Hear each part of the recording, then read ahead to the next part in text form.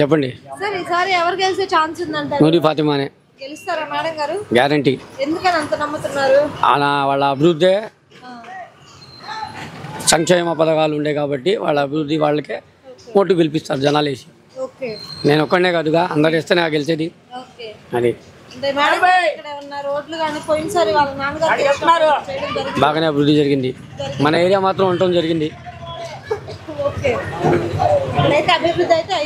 అయింది. జగన్ గారు అంటున్నారు కదా మీ ఇంట్లో మంచి జరిగితేనే ఓటేయమని. జరిగిందా మీ ఇంట్లో మంచి? జరిగింది. అమ్మ బడిలో పడిని పింఛన్లు వస్తున్నాయి కరెక్ట్గా, ఇంటికాడికి వచ్చి ఇస్తున్నారు. టీడీపీ గవర్నమెంట్ హయాంలో మున్సిపాలిటీ కాడ కూర్చొని ముసలోళ్ళు సవరంగా వాళ్ళు ఇద్దరిని ఇచ్చేవాళ్ళు, నలుగురు వచ్చేటప్పటికి ఆపేసేవాళ్ళు, మళ్ళీ ఆ ముసలోళ్ళు అక్కడే కూర్చునేవాళ్ళు. ఇవాళ ఇంటి తలుపు కొట్టిస్తున్నారు కదా పింఛను. చంద్రబాబు నాయుడు గారు కూడా ఇస్తారు, అలాగే ఇప్పిస్తామంటున్నారు. అలాగే చేస్తారు. ఏమి నమ్ముతారు? నమ్మాలిగా జనాలు. ఇంకా ఏం నమ్ముతారు?